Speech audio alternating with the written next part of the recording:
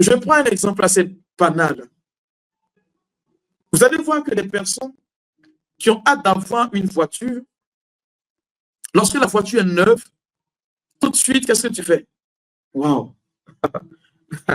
C'est-à-dire que tu te lèves le matin, tu l'es su. C'est-à-dire que chaque jour, tu ne peux même pas voir de la poussière ni de la saleté dans la voiture. Tu ne peux rien voir. C'est-à-dire que si malheur pour quelqu'un, il est venu passer à côté que son habillage. Mais il ne faut pas toucher ma voiture. Mais regarde, 1 mois, 2 mois, 3 mois. Oh. La preuve en est que quand une voiture sort de chez les concessionnaires, tu l'achètes à un prix. Il faut rouler la voiture sur 1 semaine. Va la revendre, le prix change. Ça sera en rabais. Oh. Mais je vais te dire ceci. Tu sors de chez Dieu. Quand tu retournes chez lui, ta valeur devient exponentielle. Elle devient encore plus grande. Parce qu'il te bonifie quand tu te rapproches de lui. C'est la raison manifeste pour laquelle Jésus est venu te sortir des méandres, mes frères et mes sœurs, de ceux qui ne confessent pas le nom de Dieu. Pour que ce qui est toi, de ta valeur, soit vraiment apprécié par les païens. Je l'ai dit au départ, les païens n'ont pas besoin d'apprécier ta vie. Ils ont besoin d'être surpris de ce que tu es devenu. N'agis pas conformément à ce que les païens disent ou pensent de toi. Agis conformément à ce que Dieu veut. Parce que lorsque Dieu est en train de te travailler dans son moule, tu n'as ni beauté ni regard. Mais quand tu sors, tu es époustouflant. On dit, on ne savait pas que tu étais comme cela. Mais parce que le Seigneur a pris le soin de laver ce qui était impropre dans ta vie. Le 4e point, frère, ce sera de la passion du Christ. Et j'aime cette partie-là. C'est que ce pourquoi Jésus vient mourir sur le bois de la croix, aussi pendant que cela puisse paraître, on nous dit, c'est la victoire sur la mort. Point. La victoire sur la mort. Et là, je veux que tu t'asseyes bien. Il a dit ceci, ô mort, 1 Corinthiens 15, verset 5 et verset 55 à 57. Ô mort, où est ta victoire? Ô mort, où est ton aiguillon? L'aiguillon de la mort, c'est le péché. Et la puissance du péché, c'est la loi. Mais grâce soit rendue à Dieu qui nous donne la victoire par notre Seigneur Jésus-Christ. Waouh! Ce passage, quand je le lis, j'en coule des larmes.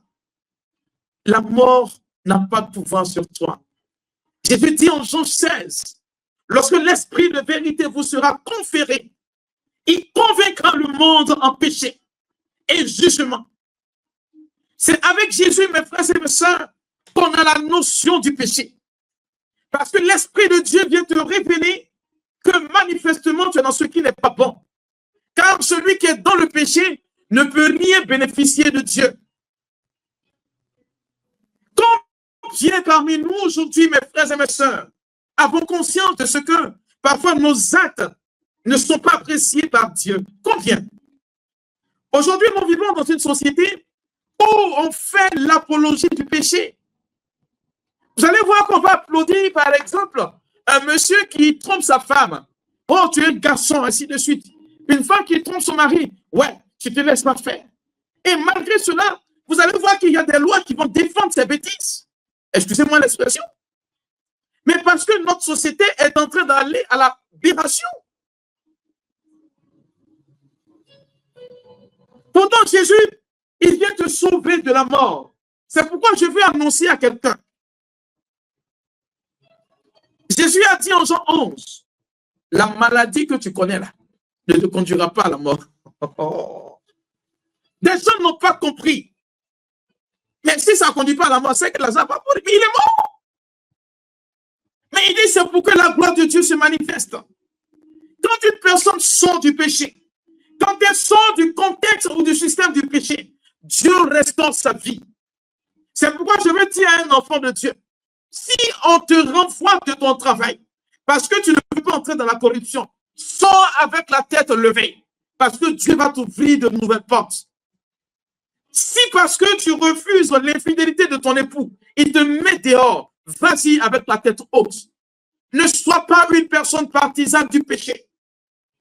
Parce que c'est ce qui conduit à la mort. Oh, la passion de Jésus-Christ vient nous relever, vient tuer la mort. Le monde, frères et sœurs, tel que nous le connaissons, doit se conformer aux exigences du Christ. C'est à nous, chrétiens, de donner un souffle nouveau au monde. Ne laissons pas le monde prendre le dessus sur nous. En Jean, le chapitre 11, versets 25 et 26, Jésus lui dit, c'est quand il croise Marthe, la sœur de Lazare. Jésus lui dit, je suis la résurrection et la vie. Seigneur, tu es bon. Celui qui croit en moi vivra, quand même il sera mort. Et quiconque vit et croit en moi ne mourra jamais. Est-ce que tu crois cela? Je suis en train d'annoncer à quelqu'un, accepter la passion du Christ, c'est dire simplement qu'avec Jésus-Christ, je suis vainqueur de la mort. Je ne sais pas ce qui est mort pour toi dans ta vie, mais cela est là pour témoigner de la bonté de Dieu pour toi. Je ne sais pas ce qui est mort dans ta vie, mais cela est capable de pouvoir dire que Jésus-Christ est ressuscité. Parce que tu acceptes, comme Paul le dit dans ta vie, de prendre part aux souffrances du Christ sur le bois de la croix. Mon frère, ma sœur, je veux que tu réalises ceci. Jésus ne meurt pas pour des individus quelconques. Il meurt pour toi qui m'écoutes aujourd'hui. Jésus ne meurt pas pour des personnes lambda. Il meurt pour des personnes qu'il a appelées par leur nom. Et toi, je te connais par ton nom. Jésus te connaît par ton nom. C'est pourquoi il dit, je suis la résurrection et la vie. Je ne sais pas en qui tu mets ton espérance. Je ne sais pas en qui tu crois. Mais parfois, à force d'écouter des personnes te parler de leur existence, tu as l'impression d'avoir échoué. Je parcourais la lettre aux Hébreux.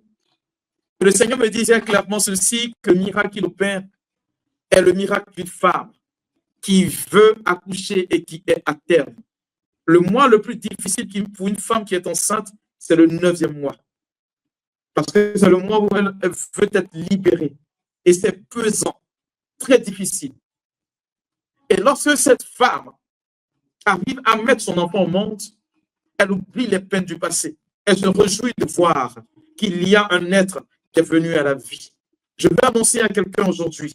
Jésus dit ceci.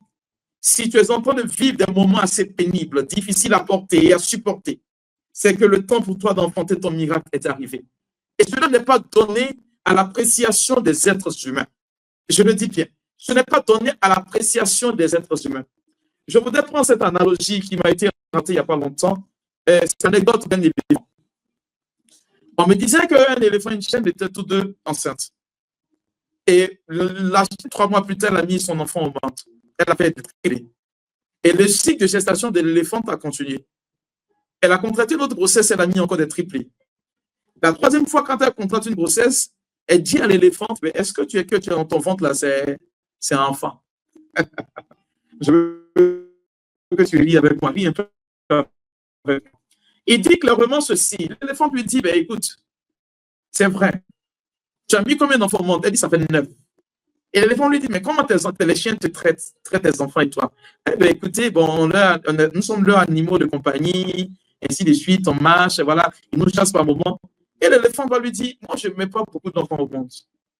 Quand je mets mon enfant au monde, il pleut. Le soleil sort, mais il pleut. C'est-à-dire que mon enfant qui vit au monde fait changer l'atmosphère. Quand il descend, la tête tremble. Quand il pose un pas et qu'il commence à marcher, les chiens, quand tes enfants passent, on peut passer entre eux. Mais comment mon enfant passera? Les hommes vont s'arrêter pour le regarder passer.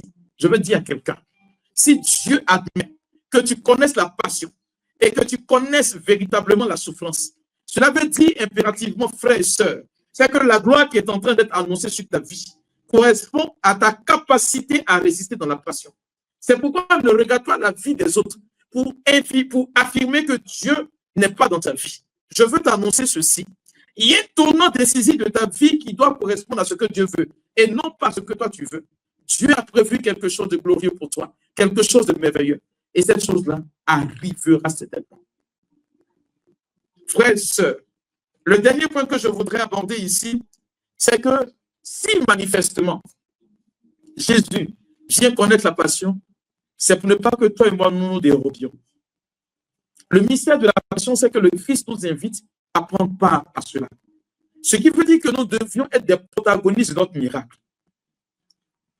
Lorsque je parcours la lettre aux Hébreux, Hébreux chapitre 12, il y a beaucoup de choses que beaucoup de chrétiens ne comprennent pas. À partir du verset 5, l'apôtre dit ceci, pour l'écrivain sacré dit, et vous avez oublié l'exhortation qui vous est adressée comme à des fils. Mon enfant, ne méprise pas le châtiment du Seigneur et ne perds pas courage lorsqu'il te reprend. Car le Seigneur châtie celui qu'il aime. Il frappe de la verge tous ceux qui reconnaissent tous ses fils. Supporter le châtiment, c'est comme des fils que Dieu vous traite. Car quel est le fils qu'un père ne châtie pas? Si vous êtes exempt du châtiment auquel tous sont pas, alors vous êtes des bâtards et non des fils. Voyez, frères et sœurs, la participation à la passion du Christ dit que nous marchons avec lui. Car Paul dit ceci, si nous souffrons avec lui, nous ressusciterons. Si nous mourrons avec lui, nous régnerons. Je veux que tu comprennes que les événements de ta vie, aussi tragiques soient-ils, aussi méprisants, humiliants soient-ils, je veux que tu comprennes que cela participe au plan de salut que Dieu a établi pour toi. Je le dis et je le répète. Le Seigneur n'est pas venu d'abord pour que tu te maries.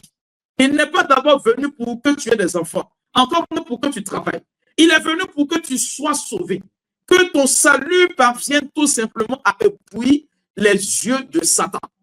Et tout ce qui doit concourir à ton bien-être, si tu admets ce fait-là, si tu acceptes cette croix, sans rechigner, sans pleurer, sans manifester contre Dieu, alors ce pourquoi le Seigneur veut que tu sois heureux sur la terre te sera accordé. C'est ce qu'il dit en Matthieu le chapitre 6, au verset 34. Laissez le lendemain car le lendemain aura souci de lui-même. Mon frère, ma soeur, je veux te dire que dans cette semaine sainte, ne te dérobe pas. Nous sommes en train de monter allègrement vers Pâques. Je veux que tu ressuscites à Pâques avec Jésus. Que tu comprennes que cette participation à l'amour au travers de sa passion puisse naturellement te porter aujourd'hui à quelque chose de plus grand. Je veux dire à un enfant de Dieu, tu n'as pas encore échoué. Tu n'es pas encore au retrait ni au rabais. Parce que Dieu écrit toi sur des livres qui sont courts. Il donne la vie où la mort a frappé. Dieu intervient quand les hommes de ce monde ne peuvent plus. C'est pour ton salut. Lorsque tu as admis ces choses-là, alors le Seigneur fait tâche de ta vie. Que le Seigneur te bénisse. L'attente de la rencontre.